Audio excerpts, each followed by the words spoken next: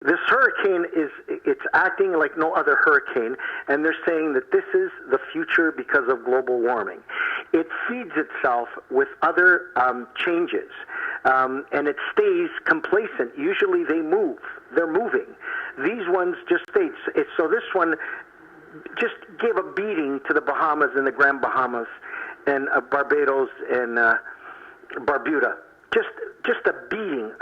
God, pray for all those people who've lost their houses and cars and loss of life, and they won't know until this is over what extent, how much fatality that it caused.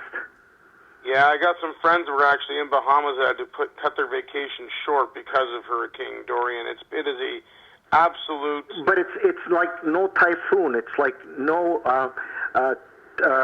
tornado. It's got a completely. This is set a completely different aspect of ocean storms, and what it does is it just keeps feeding into another storm. It pulls in another storm. So if there's another storm 5, 6, 7 miles, and the eye is 300 fucking miles wide. Yeah. It's scary. You're catastrophic. Right. It's dangerous. It's evil. And let me just explain to you, at 80-mile winds, it's almost impossible for a helicopter to maintain any stability. These winds have gone as high as 160 miles an hour. So, Trump's a great meteorologist. He's a fucking genius. I remember last week, one of his press conferences, there's a lot of rain, it's really wet, very wet. Lots of wetness and lots of rain, lots of water. Ooh, lots of water. I'm not making it up. The hurricane continues to grow in size. I know. I'm looking at some. So here's the thing that it's a psychotic. It's almost like the president's tweets. Here's a hurricane that meteorologists, some of the top scientists of weather and the effects that are happening on this planet, cannot figure this one out. Usually they can tell if it's going to move north or if it's going to come in east. This one here is complacent. So at any given second, it could change direction. Well, yeah, I mean, the winds are 110 miles an hour. The gusts are 125. You're right, and there's no rhyme or reason as to what it's doing or where it's going. No, nobody can understand, and it hasn't lost any of its propulsion. It hasn't lost any of its strength. So Miami, West Palm Beach, Fort Pierce, Palm Bay, Orlando, Georgia, Savannah, all of those can be totally annihilated by this. So to be a Category 5, I guess the wind's got to hit, 157, and right now it's already approaching 120. So, but people don't understand. They're stuck on this Category fucking 5. A Category 2, a Category 3 will fucking propel objects and hit you in the head and fucking kill you. Absolutely. See, people don't understand. It's not just the wind. It's what it's ripping out of the fucking ground, what's going to fly and hit you. I remember in Toronto, there was a big storm about 5, 6 years ago, and this lady was at a bus stop and was, fatal injury when a stop sign was ripped out and hit her. Yeah, hit her in the head, yeah. Yeah, it's so this is, right now it's just fucking hovering over Freeport. It's crazy. Like nobody's ever seen this.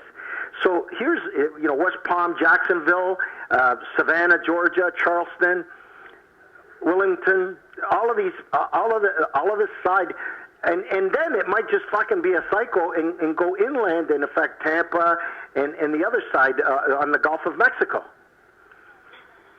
But usually, and this is an unusual storm, usually when a hurricane comes inland, it loses its balls. Usually. But there's nothing usual. I was listening to one of the top meteorologists speaking about this, and he says this is the effects of global warming. It's going to be catastrophic. People say, what the fuck, man? There's been hurricanes for 30, 40, 50, 2,000 years. Of course, you fucking moron. It's part of how our ecosystem works, right?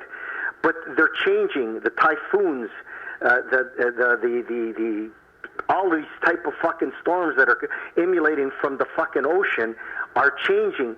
Every time a big sheet of fucking ice that's 11 million pounds or 40 million pounds breaks off the Arctic Circle and jumps in the ocean, it changes the dynamics. So, if you don't believe in global warming, then you shouldn't clean your house. Because your house is going to get fucking dirty eventually. For me, it's crazy that they have reporters out there live that are standing in the middle of these. Well, most of these guys, and you're a very bright guy, and this is what you do for a living, you're a journalist, most of these guys are put in places that they possibly cannot be in danger. Okay. Yeah. The winds, or else they'd be fucking whipped right off the fucking... Dang it, that's what... The wind would pick them up and the crew and throw them against the wall, right? And most of them are from CNN, Frank. No, there's reporters from other things. You're watching CNN, so you see them. But, NBC, CBS, CBC, there's a lot of journalists. I mean, CNN has always paid the storm chasers. But apparently, here's something that's unprecedented too, Billy. CNN storm chasers in the Bahamas have not been heard of. There's been no communication with them. So hopefully they're okay. Yeah. But they're storm chasers, right? Yeah. And they make their living reporting to media. Well, there was one that was gassing up in West Palm last week and was talking about the fact that he was lucky to get gas. But millions are ordered to evacuate as Dorian starts to hitting the U.S. Now, here's the thing. If you try to ride out the storm, you're an asshole. Because I'll tell you, you're going to put first responders in danger when you're fucked. Yeah. So, you need to get the fuck out. You need to get out. I understand it's difficult. I understand it's easy from this side of the fence to say that kind of shit. But you need to get out. The governor, the mayor, all the people that are involved would not tell you to evacuate if they did not know that this was catastrophic. Even the President of the United States is telling you to wear Make America Great Again hat because it floats. Fucking idiot. Fucking idiot. He's come a long way. It's very dangerous. My heart is broken for my friends in the Bahamas. My friends in the Caribbean, it's just brutal, and it just hammered the Bahamas, just hammered it. It stayed over it, and it's just now beginning to. But there's parts of the island that's completely submerged. Yeah. Oh, Frank, it hit the island as a fiber. It was 160 miles an hour. It is terrible. It is disgusting. It is, and the rage of nature has no end. And it's going to get worse as they continue altering the ecosystem. This planet, whether you believe in God or not, it's a very well balanced. It's like a human body.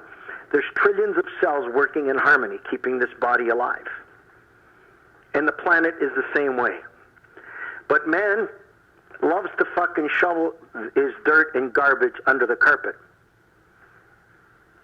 Sooner or later, the whole fucking house is going to be infested.